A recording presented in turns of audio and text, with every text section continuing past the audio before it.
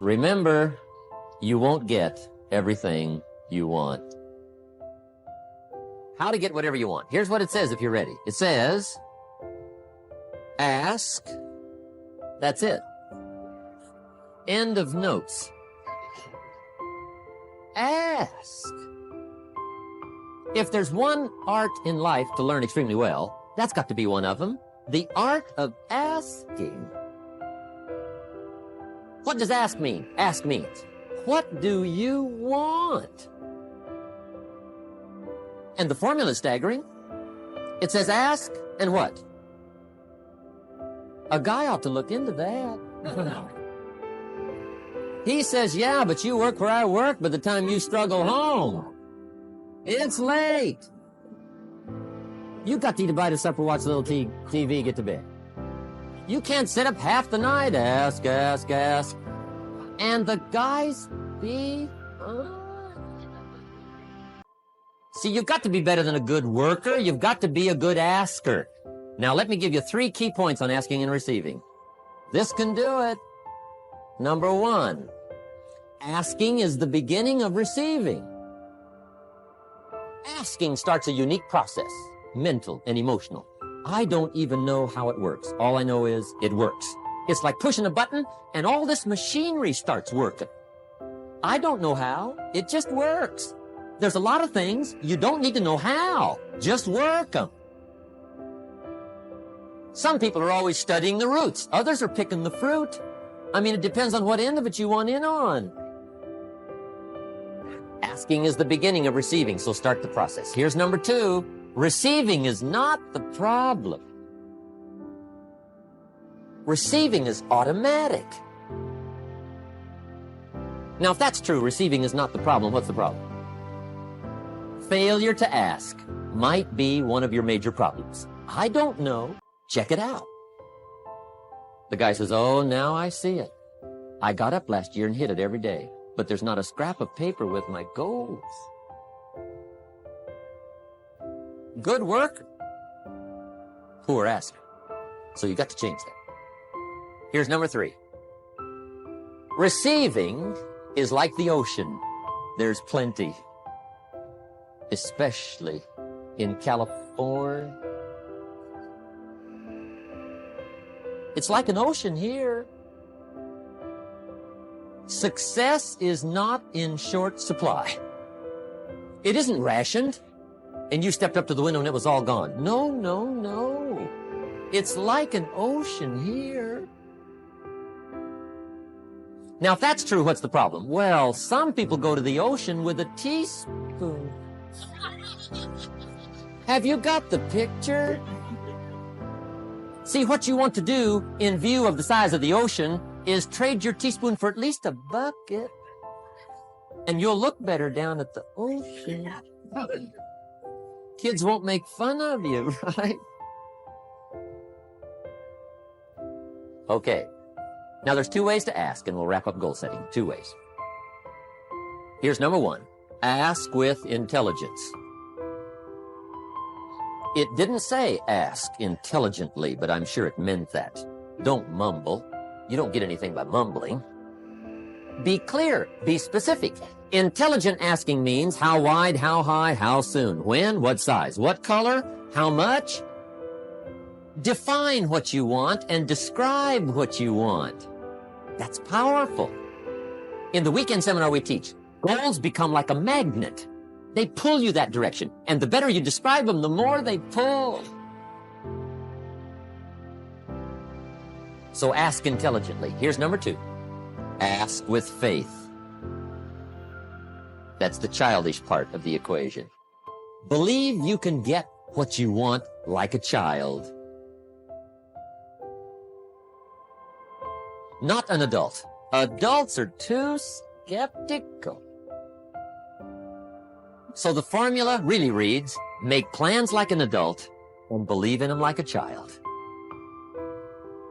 And the most incredible things will happen. Just try it for 90 days. Just try it.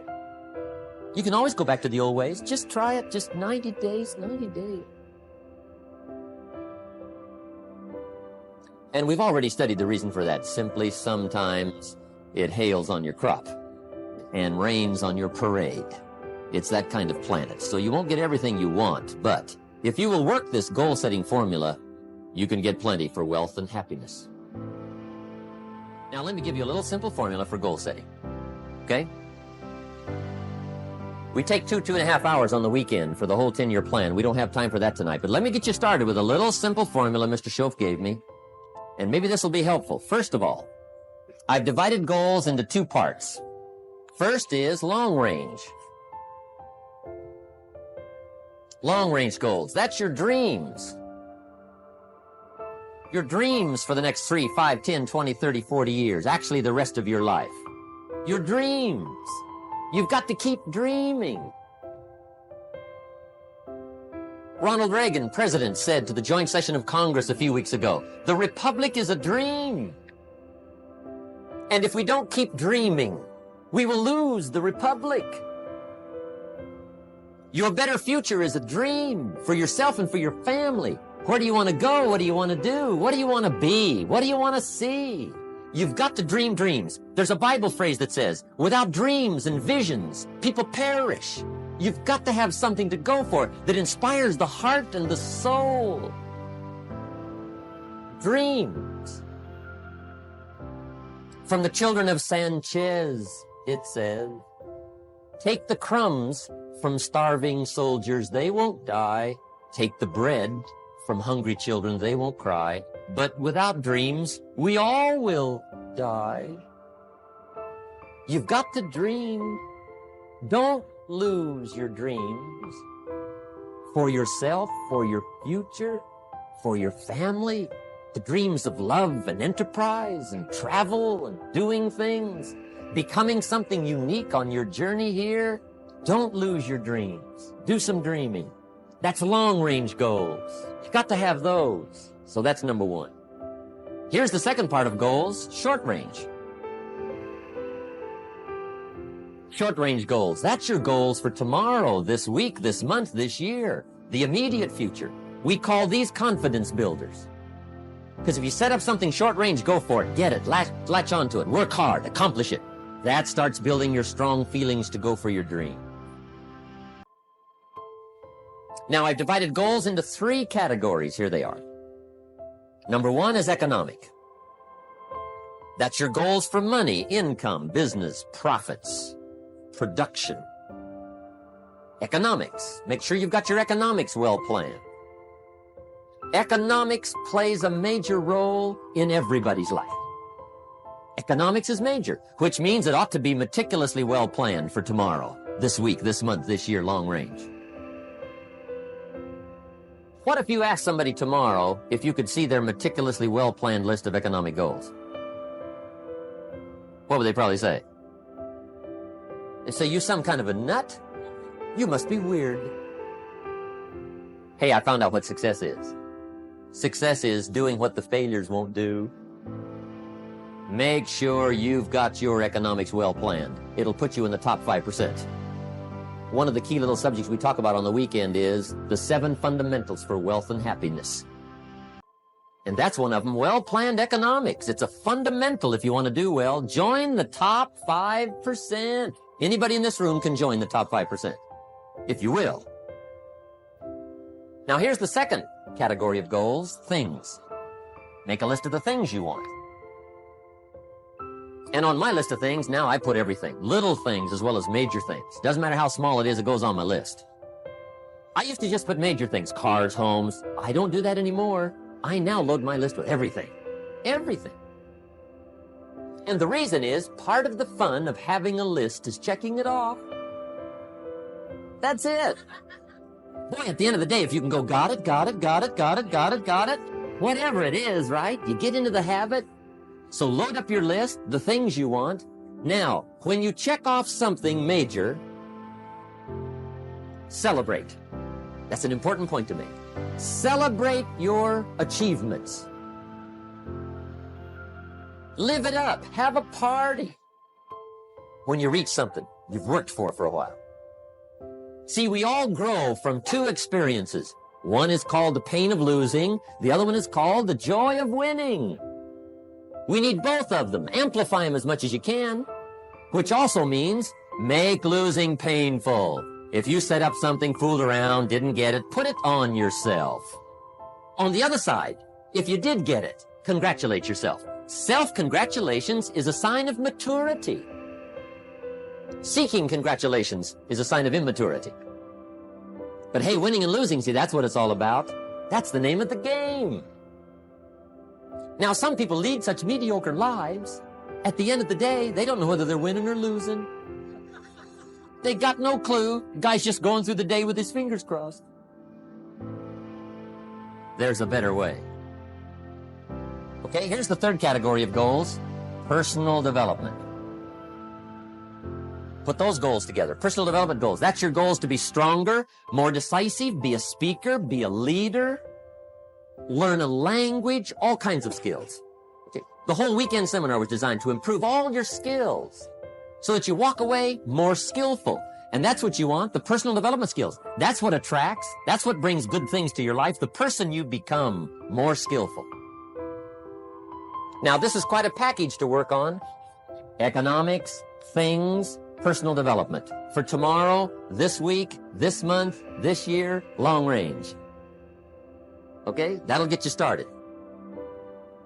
Now, here's the simple formula for setting goals. It goes like this. A, work on your goals. That's step one. Work on them.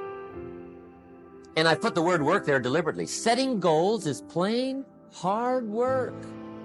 I don't want to kid you. We haven't come here tonight to kid each other. It's work. I know it's work. That's why a lot of people just let it slide. It's work. Many people work hard on their job, but they don't work hard on their future. They just let that slide. And the work involved is making plans. I know most people don't. I understand that. But don't let that be you. Guy says, well, yeah, you work where I work. By the time you struggle home, it's late. You got to eat a bite of supper, watch a little TV, get to bed. You can't sit up half the night. Plan, plan, plan. And the guys be high. Good worker, hard worker, sincere. But you got to be better than sincere, working hard. You got to be better than a good worker. You got to be a good planner. Somebody once wisely said, the people who fail to plan are planning to fail. Well said. So work on your goals. Here's step 2. Write your goals down. That's so important. I teach my staff around the world, put your goals in your journal. Because one of the major people you want to study is yourself.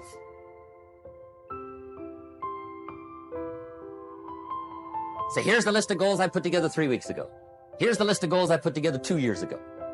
Here's some of the changes I made, rearrangement of my priorities. I scratched these off. I put these on. I've gotten these. Study your accomplishments. Study what your desires are. Put them on paper. Write them down.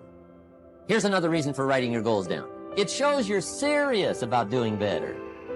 And to do better, you gotta get serious. You don't have to be grim, but you must be serious. Everybody hopes things will get better. Everybody hopes. Poor people hope. That ought to tell you something.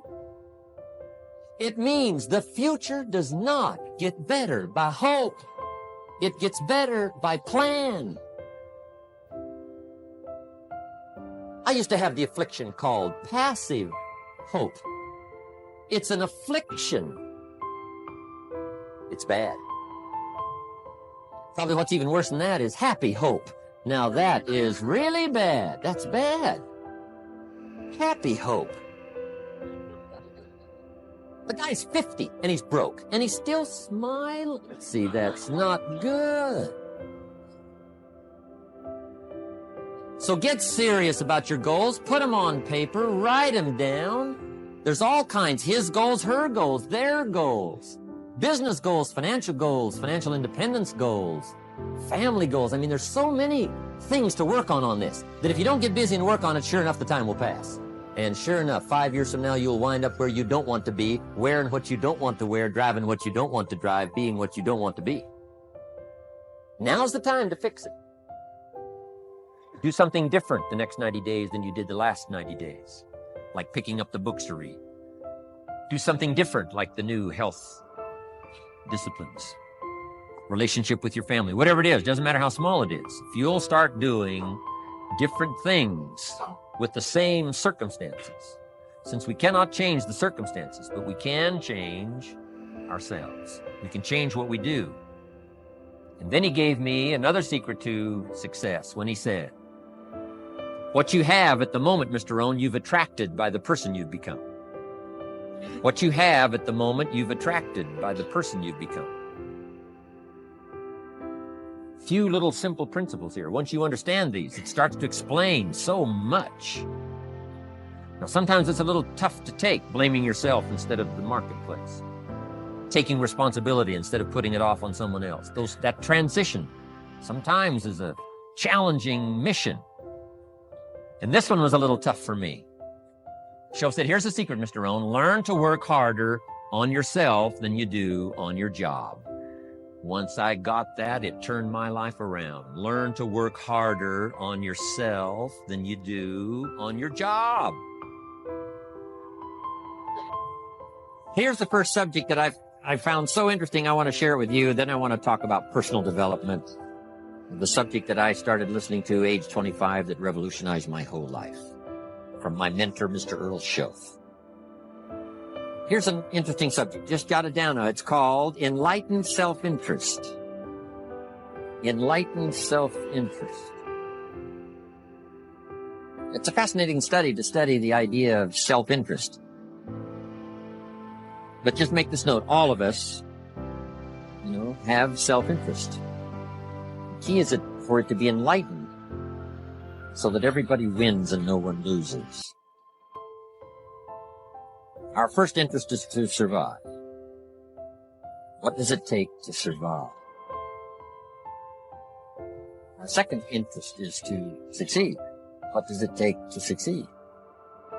What does it take for me personally to survive and to succeed? Can I legitimately be interested enough in the things that help me both succeed and survive? And here's what I discovered. The answer is yes. It's possible to exercise self-interest, but to do it in such a way that no one loses, everyone benefits. Now, at first they may have needed it. They now know that just needing it is not sufficient. But if they need it, now they must qualify.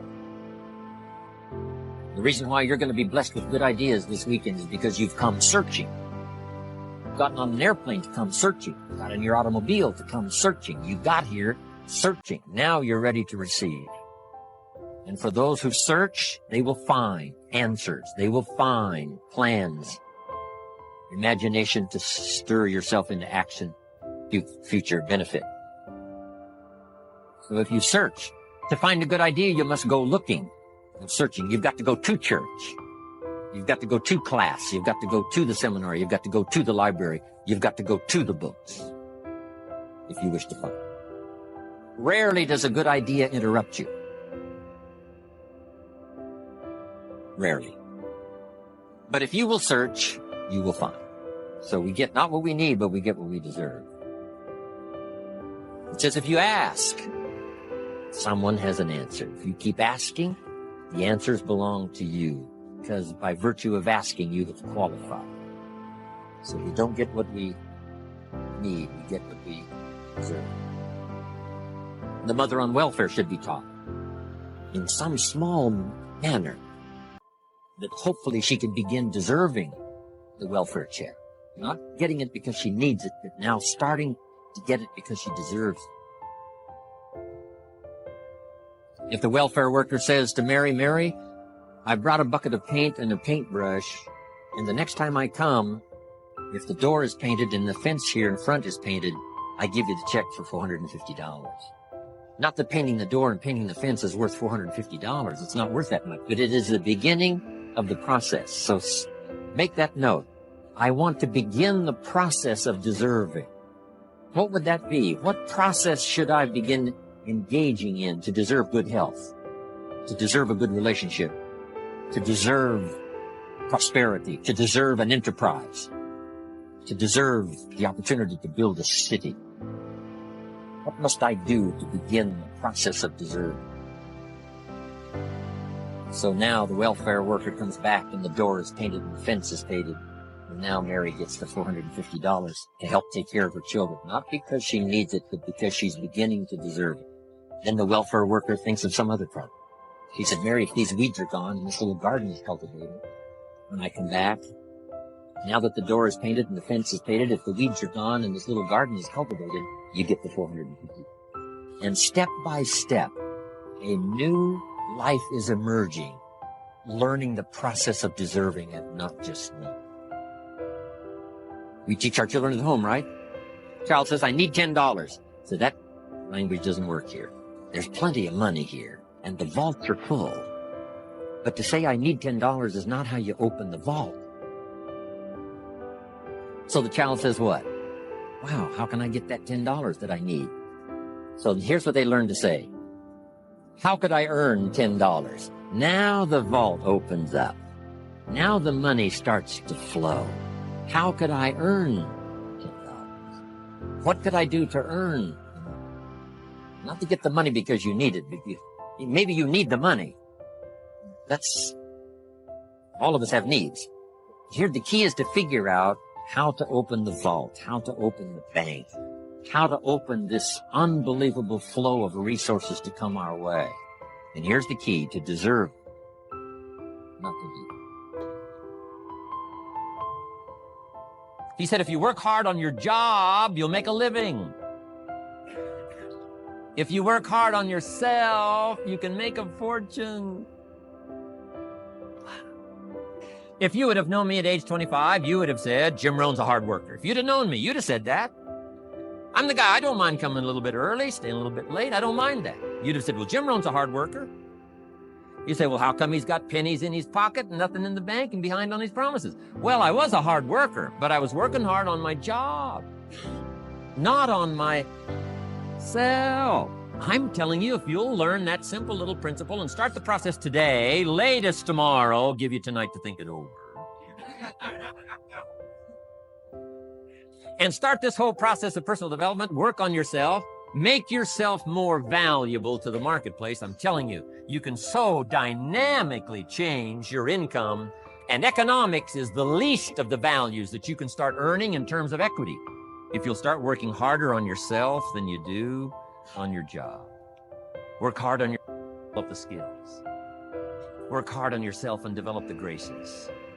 All of the stuff necessary to become more valuable to the marketplace. I'm telling you, your whole life can explode into change. Promotions, no problem. Becoming more valuable to the company, I'm telling you, no problem. Money, no problem. Economics, no problem. Future, no problem. If you just go to work on the right thing. Now here's the third step to your goals. Check the size of your goals and the kinds of goals. How big they are, what kind they are, affects you. And here's one of the important phrases of the evening. Your goals are affecting you, whatever they are. Your goals affect your handshake. Your goals affect your attitude, personality. Your goals affect the way you walk, the way you talk, the way you dress. All day long, we're being affected by our goals. Now, some people have goals, but they have such lousy goals. The effect is bad. I asked a guy one time, what are your goals for this month? The guy said, look, if I could just scrape up enough money to pay these lousy bills. That was his goal. I'm not saying it isn't a goal. It's a goal, but it's such a lousy goal, the effect is bad. You don't jump out of bed on Monday morning and say, oh boy, another chance to go out and scrape up the money to pay my lousy bills. So you don't do that. Usually you say, oh, not another Monday. And some people have so given up on life, they have joined the thank God it's Friday club. How sad. Surely those are the same people, when life is over for them, will say, thank God it's over.